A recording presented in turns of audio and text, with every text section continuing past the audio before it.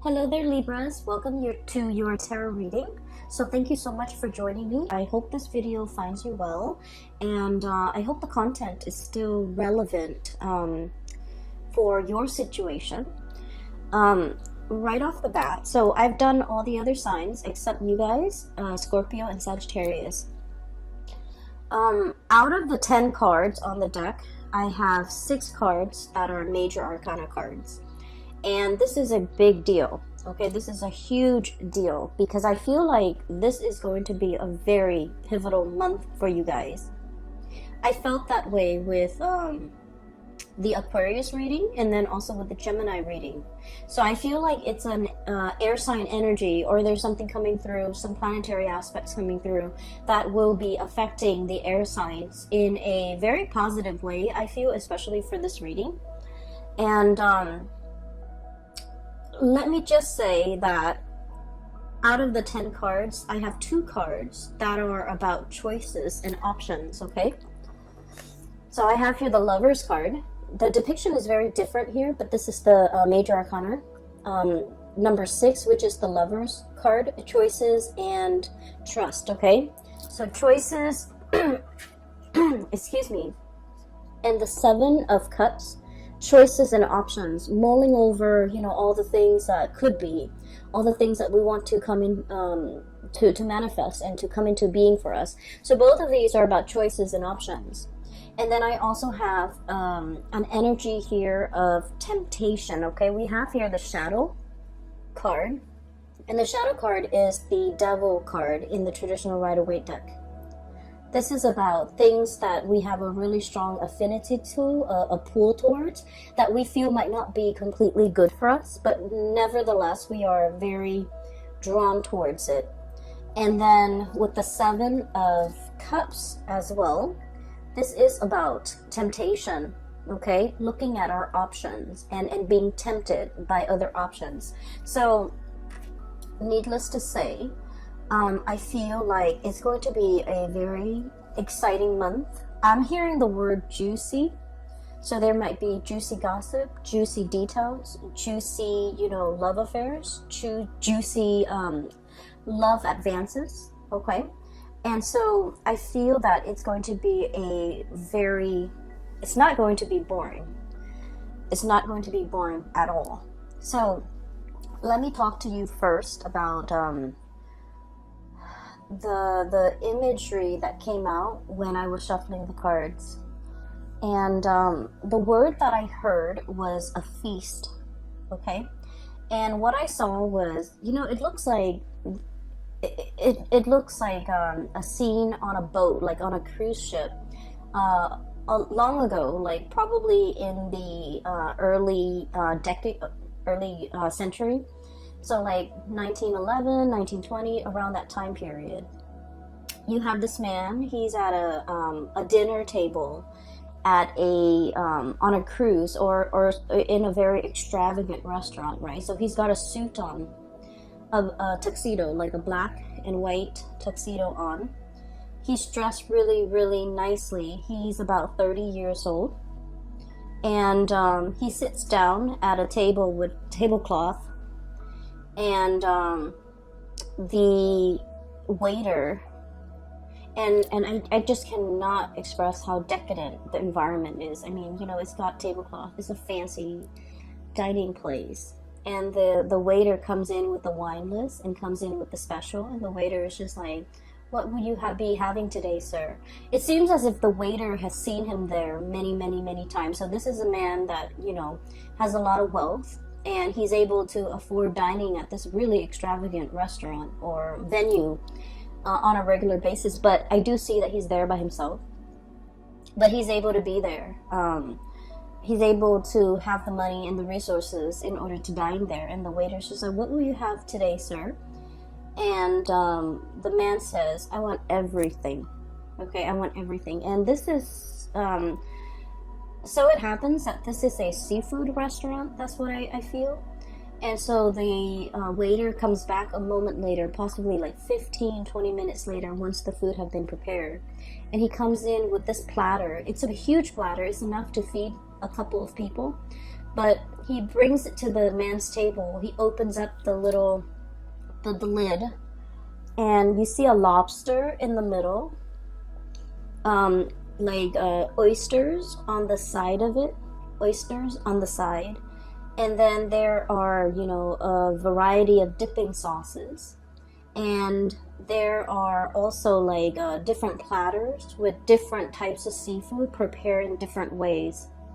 Okay, so I feel like, you know, he's ordered a feast. He's ordered a lot of things, and he does it because he can, because he has the wealth, and he has, you know, the resources in order to do so. I don't see him eating it. The scene just cuts out. So first of all, let me talk about this whole concept about a feast, okay? And I feel like it's really drawing my attention to like a feast or famine type of an environment, okay? I feel like you're that man. You're that man in the nice clothing, the tuxedo, in this really beautiful, extravagant restaurant. And you told the waiter, you know, I want everything, okay? And I feel like there might have been a period of time in your life where you wanted everything, but you couldn't have everything. Maybe out of financial constraints, maybe out of a sheer sense of discipline, or maybe the opportunities were scarce, or maybe you were operating from a place where you were, you know, denying yourself of nice things, of extravagant things, because you thought it was frivolous, right? And so I feel this concept of feast or famine, you know, I see a lot of people who might be in the, like the fitness industry where, you know, you have to present yourself a certain way. So you might have to go on binge dieting, like heavily monitoring your water and your food intake. And so there might be bouts of time where you're binging a lot on certain foods to bulk up, and then there are times when you're, you know, required to drastically lose the weight or tone up or shape up in some way or some fashion. And so I feel like, you know, there were times where you had to eat, and then there were times where you had to like slim down. And so I feel like it's work related for many of you.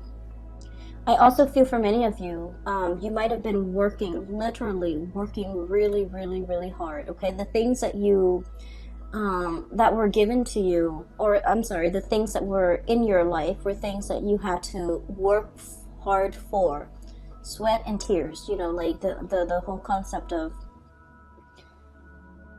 like things were not handed to you on a silver platter, and you had to go out into the world and hustle and scramble for all your resources.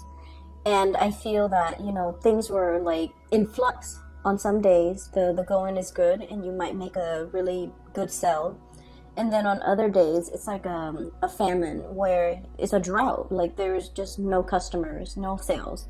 And so I feel that because of it, when you are in a good position, when you feel that you could have a lot of resources, when you have a lot of resources, you feel like, I deserve this. I'm going to splurge, I'm going to binge, I'm going to buy the things that I have been depriving myself during times of famine. And so that's what I'm sensing. So I feel like there's something here where things are heavily in flux, okay? And then I also feel, you know, the whole concept with seafood and oysters and things from the, I guess from the realm of water, animals that dwell in the realm of water. I feel like this is definitely an emotional feast. For some reason, they want me to let that sink in with you, or let that sit with you for just a moment, an emotional feast. Hence the whole concept with temptation and, you know, an emotional draw towards a specific thing, a specific person, someone who's very alluring, something that is from the realm of water, potentially, you know, out of our league. Okay, so out of our league, like the leagues of the sea, it's a measurement unit. So some out of our league, or somebody who's like traditionally not somebody that we think we would be able to attain, we would be able to have, and then all of a sudden they give us a lot of attention and we're just like, oh my gosh, you know. And then I'm also hearing as well, you know, with this emotional feast, I'm hearing as well, you know, like emotional eating and emotional binging, wanting to fulfill a deeper part of our emotional needs with food, with substance, with things. And an emotional void, an emotional need cannot be fulfilled with things, okay? And so that's for a very small minority, but I feel like the whole imagery is very decadent. It's very sensual, and it is also really tactile, okay? I'm drawn to the oyster, like the hardness of the shell is contrasted by the softness and you know, the softness and the sliminess of the inside, okay? It's something that is really hard on the surface, and it is very slimy in the center. I feel like you're dealing with someone like this, where they're very, very hard up. They put up a wall. They are very cold and possibly, you know, abrasive on the surface. But inside is this, you know, gooey, soft middle. So it indicates to me somebody who has a really soft heart. And I feel like the world has made them very hard. Life was hard for them. This could also be you, Libras. Okay, so I feel that, you know, you're very diplomatic. A lot of Libran people are just very diplomatic, and you show a really nice face. But I do feel that you are skeptical. Okay, you're skeptical about, you know, about people's intentions, about life. And I feel like when you're dissatisfied with something, you voice your opinion, okay? You will get angry, and you will be able to say, like, you know, exactly why that bothers you or why you're discontent. And so I feel like there might have been, you know, periods of famines where you're just like very discontent. And so we're coming into this like bubbling spring, the springtime of your life. And what I'm seeing as well is with this whole concept about, you know, that gushy center, feeling your heart soften all over again, and being able to live your life more from that heart space rather than letting that abrasive, hard, I feel like, you know, gritty outside or exterior get to you, okay? So it's a very, very sensual type of a reading, and I'm going to talk about, you know, the cards individually. So first of all, moths to a flame. Okay, so I have here, this is the Five of Cups, and it's also the Firefly. Okay, so this is like a flicker of light, somebody sending out their intentions, making their intentions known, drawing attention to themselves. And especially, you know, winged animals, especially insect, they are messengers. They're all about being able to communicate. And I feel like there is an emotional message here that somebody is communicating to you, but I feel that they have that hard exterior about them. They might have been burned in the past. They might be a little bit shy. They might not know how you are responding to them. They might not know how you feel about them. They might be very hesitant about your ability. They might be very hesitant about how to initiate contact, okay? So it's not like a calling, like, you know, I can pick up the phone, or I can text you, or I can, you know, shoot you an email. It's not that simple. I feel that it's somebody who is at odds with their emotions and how they feel about you. And crowning this is the Hangman, which is waiting, a state of suspension, waiting waiting for information, waiting for a situation to turn around, waiting for some type of a breakthrough, so that we understand what we need to do. And with this praying mantis, once again, you know, female mantises, they when they copulate, they eat the heads of the male mantis, okay?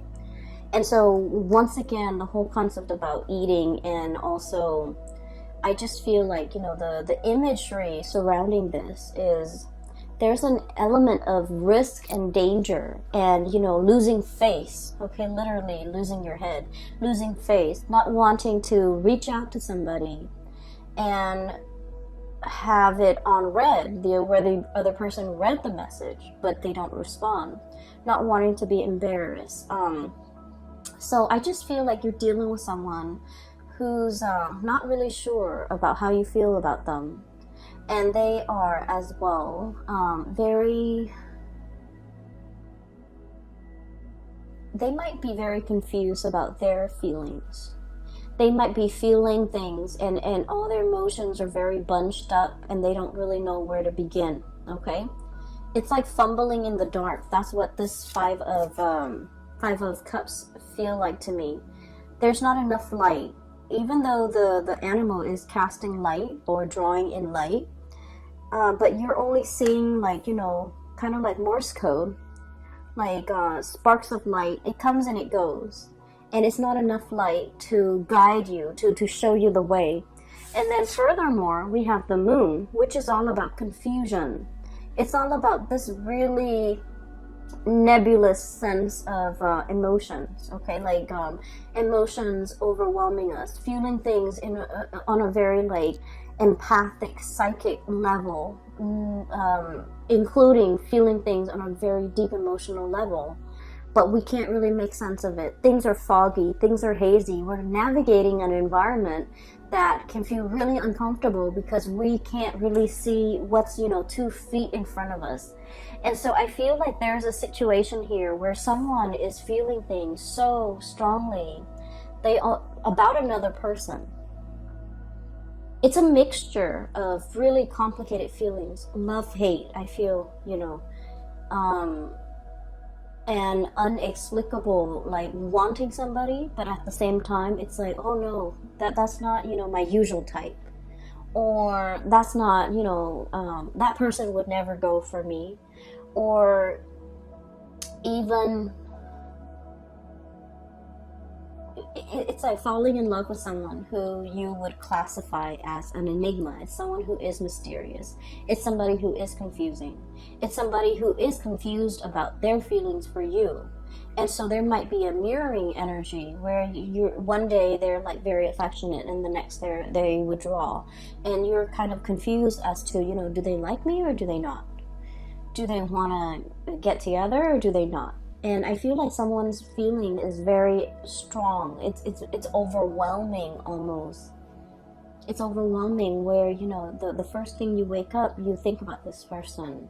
The last thought on your mind is of this person right before you go to bed. So it's borderline obsession. I don't feel you have a lot of good cards here. And so I just don't feel like it's a bad person for you. I don't feel like there's toxicity, you know, like just bad things. I just don't feel like an icky, yucky vibe from it. I just feel like something is very strong. It's very pure, but you're having trouble even verbalizing your feelings. You're having trouble making sense of it. And honestly, because of all the choices and the options and the whole concept of famine and I want it all, you might be in a situation where you want to, where you want multiple people. You might be dealing with multiple people. You might be dealing with somebody that you're married to, or, you know, you're in a solid committed relationship with, and then there's somebody else that is really drawing your attention and capturing your imagination, right? And then I also feel like you might be, you know, doing a lot of experimentation, like dating, finding out what works for you. And we're in this period where there are so many choices. Once again, 7 of Cups, and actually there's a lobster here. And surrounding the lobster, not oysters, but snails. Okay, so I just feel like, you know, you're in a period where there are so many options, where there are so many choices, where there are so many possibilities. And look at those shells, they're so pretty, different colors. And you're kind of like this lobster, trying to, you know, look at your options, weigh out your options. And so I just feel like, you know, it's definitely, there's no famine here. This is a period of time where there are so many options in love and romance, where you're not going, the real challenge is figuring out what works for you. And as well, you know, this is the shell depiction here, lots of choices, lots of option. And so you're in a period where you have a lot to choose from, and the temptation is really strong. You might have, you know, the affinity towards multiple people. We have here the choices, the Lovers card. This is a very strong sexual energy. Okay, like it's a really strong physical connection with another person.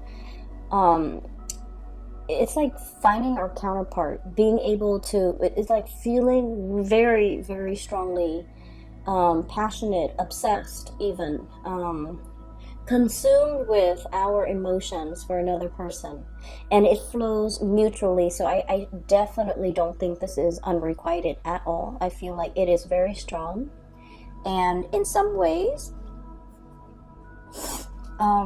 I just feel like you're fighting yourself about how you should react. 7 of Wands, okay, holding yourself back. And I also feel like, you know, your friends, your family members, the people who know you well might have, you know, their opinions about this connection, about this person. And they might be telling you, what are you doing? You know, excuse me, they might be telling you, like, what are you doing? Why are you with this person? This is not a good match. Or, you know, they have their opinions. Everyone has their opinions. You might be dating 2 people, and people are just like, what are you doing? Why are you doing this to 2 people? Or you might be dating multiple people, and you're okay with it because this is a period of feast for you. You understand what it means to, you know, have gone through a period of famine, and now you're in it. You just want to indulge. You want to get your hands dirty.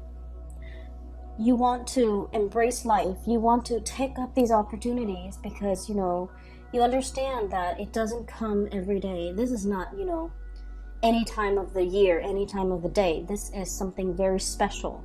And so I feel like, you know, if people are judging, or if people are giving you, you know, advice and you've never asked for it, it's like unsolicited advice, you're not going to give them the time of day. And so there is a partner here. It's they're bringing about, you know, like a major overhaul in your life. I have the Awakening card. This is the Judgment card, contact, communication. This is, once again, very decadent, the Peacock, okay? With this Judgment card, contact and communication, I just feel like this person is bringing about a sense of awareness that has been very dormant within you. You might have also gone a really long time without dating, and then all of a sudden, all of these people are throwing themselves at you, and you're wondering, you're kind of like, I feel, what is that word that's coming through? It's awakening your passion for the very first time. Somebody is awakening a part of you that has lain dormant for so long, and you began to doubt that that the passion could even be awoken again. And a lot of the times, you know, if we've been through like a really bad relationship where we got our heart shattered to a million pieces, we find it really difficult to trust in another person, to believe in love, and to go out there and find a kindred soul. But somebody is coming into the picture, and they really meet all your requirements. And I also feel like they're awakening that dormant passion within you, and it feels really good, right? Like, this is a really feel-good, decadent feast that's happening in front of you. I guess the advice here, of course, with all this passion and all this energy, is for us to take things slow, okay? Don't lose our sight see things in black and white. So what this means is, a lot of the times when we're in a relationship, we feel that the other person that we're in love with, they can do no wrong. We overlook a lot of bad traits, a lot of bad things that surface at the from the get-go, because we're, you know, it's puppy love. We're infatuated, and and I feel like, you know, we're willing to overlook a lot of things. So this is kind of like telling you to kind of ground yourself, keep things in perspective, and, you know, if they have faults, just make a mental note of it. Okay, don't get so wrapped up in the other person where you believe they can do no wrong. We're all humans, right? And it's not so much about the other person disappointing you. I don't feel like that's the case. I feel like a lot of the times too, Libras, we can be disappointing ourselves by putting so much faith and you know, seeing things through like a very naive lens, and we set the relationship up for failure because it's not off to a realistic start. So they're really telling you, this can work, this could be the one, but you have to, you know, build this relationship very slowly, methodically, and build it on a very solid footing. So that means, you know, no matter how passionately you feel about the other person, make sure that both parties are on board with the building process. Make sure that you're not the only one putting in all the work and all the effort because you're so infatuated. Infatuation is not a bad thing, okay? It's really strong desire and passion that we feel for somebody. It's not a bad thing. But it can be a bad thing if we're letting that kind of like cover up all the potential flaws in another person because we are not seeing things in a rational way, okay? So this is very much on par with the Aquarius reading. If you have Aquarius in your chart, or if you're dealing with Aquarius, it indicates, you know, I feel like for the Aquarius reading, it's very similar energy, really similar. And if you're dealing with Aquarius, that may explain a lot, because I feel like this is a really divine union. It's a true soulmate type of a connection between you and another person, where they are awakening a side of you that that has not been there for a long time. And I'm talking like decades, I'm talking years. They're awakening something inside of you that is very spiritual in nature as well. Okay, so I can't remember the Gemini reading, but I feel like with Gemini, there's definitely temptation with the Gemini reading, but I didn't see that with Aquarius reading. I'm seeing temptation for you as well, but I don't feel like anybody's stepping out of the relationship. I just feel like there's so much passion here and so much potential for like flirtation. And so let me talk about this. This is the Six of Cups. So excuse me, the Six of Shells, this is the Six of Cups, okay? Peas in a pod, okay? Finding somebody who is so the imagery of duality, right? Someone who's very different from you, but someone who's very compatible with you. Finding that kindred soulmate, finding the one. The Six of Cups is usually like a soulmate connection. We've known one another in a previous incarnation, in a previous life. And I feel like you could recently just meet somebody or meet this person, and it feels like you've known them forever. There might be a lot of synchronicities surrounding your meeting, surrounding the history. So for example, you might have lived in this city and you go through life and like no one has ever heard of the city, or you don't know anyone who has traveled there or has even lived there. And you meet somebody and they're like, oh, I know where that was, I used to live there.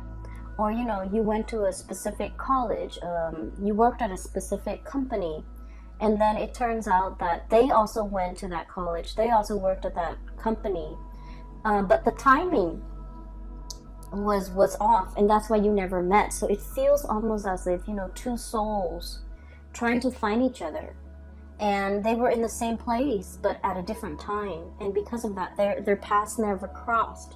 And now in this moment of synchronicity for this month, it's almost like a portal opening, and two people are able to meet on either side of that portal, where the timing is just right, where the location is just right, where the conditions surrounding it is just right.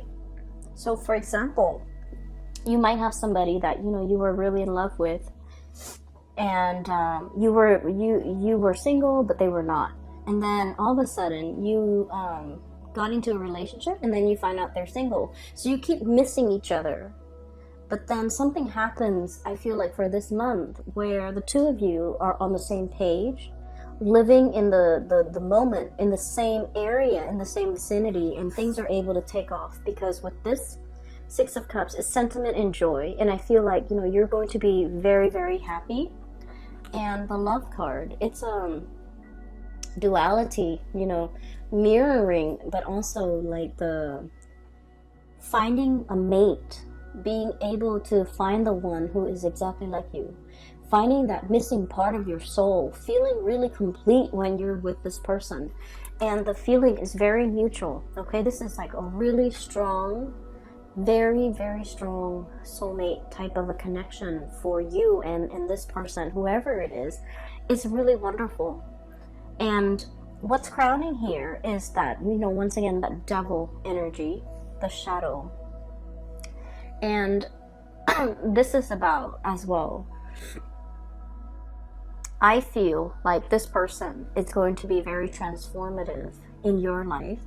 They're able to move you to the next evolution or the next phase of your life.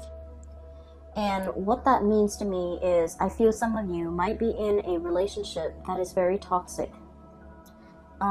You might have outgrown a relationship, and I feel that you've met somebody while you're still attached. That's what it feels like to me.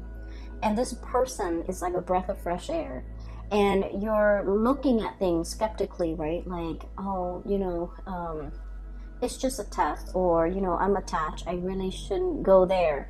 And I feel as if you're thinking it's not real. You're thinking like, this is too good to be true, it's not real. And I also feel that you're doubting the connection. You're just like, it's happening too fast for so long. I've been in this drought, in this famine, and in this state of like parched earth, like scorched earth, where I didn't feel anything, where there was not enough abundance. And then all of a sudden it happened, and you doubt it. You doubt the connection. And there's a part of you that, is very rational, where you overanalyze a situation, and the way that it makes you feel and the way you respond to this person, it just doesn't make sense. And because it doesn't make sense, you don't trust it. And so I feel that you should let go of these things that are really holding you back, and look at this situation for what it is. All the synchronicities, all the series of events that have to kind of like play out in order for the two of you to be able to meet.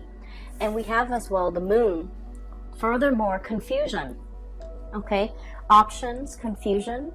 And I can assure you, this is a very good connection. You definitely should explore it. You definitely should take your time to get to get to know the other person. And you want to do it with, eyes wide open, so that you're not you're not like blinded by the infatuation. But then I also feel for many of you, you're in a really bad relationship. You've met somebody new that's like a breath of fresh air, and it's making you question and re-examine whether or not the current relationship is still good for you. Okay, it's still good for you. So that's for those who are in like an unhappy attachment, a relationship, a marriage, or whatever it is. You're questioning its viability in your future. So enjoy this moment, whatever it is, whatever this feast is for you. I just feel, let's say this. Man's eating a lobster at a really fancy, venue, and he's wearing a suit, right? And when you eat seafood, your hands are going to get dirty. You have to use those things to break the claws. You have to, there's a lot of gunk inside seafood, right? Not in a bad way, but there's a lot of like little tidbits, juice and things like that. So it's not like a neat, it's not like a sandwich. It's not like something that's easy to eat. You're gonna get, you know, guts and juice flowing all over. And so I feel like he's saying, I want everything. He really wants to experience that tactile sensation. He really wants to get his hands dirty. He's willing to put in the work. He's willing to, you know, it's not like he's on the sidelines nibbling at life. He wants the whole damn thing, and he's willing to get his hands dirty in order to get that. And so I just feel like your mind's already made up. You're going to get involved. You're going to do whatever it takes. I feel like you might be even fighting for, you know, like fighting for a partner, fighting to get a partner, wanting to make yourself heard, wanting to make your feelings known to the other person, okay? Which is wonderful, because you know, you guys are usually, I would say, kind of passive aggressive. You have an indirect way of going for what you want, and you're not one to shout from the rooftop how you feel about another person. So I feel this is like the energy of, let's go for it, let's do it, let's you know, fight for the object of my desire. Like I feel that this energy is about Libra taking charge. Okay, Libras, you are very much in control and taking charge and going like straight for it, for whatever it is that you want, which is great. I'm glad to see this. So I will leave it at that, Libras. I wish you the very, very best for this month. It looks amazing. For those of you who are in need of guidance, who are, you know, who have questions about your life and choices and things like that, I have a link in the description box below for a colleague of mine. Her name is Bridget. She is phenomenal. I highly recommend that you get a reading with her. And the link is in the description box below, where you can click on the link, go to her website, and, you know, schedule an appointment for yourself, okay? I wish you the very best. I hope this reading finds you well, and best of luck with everything, okay? I'll talk to you guys soon. Take care.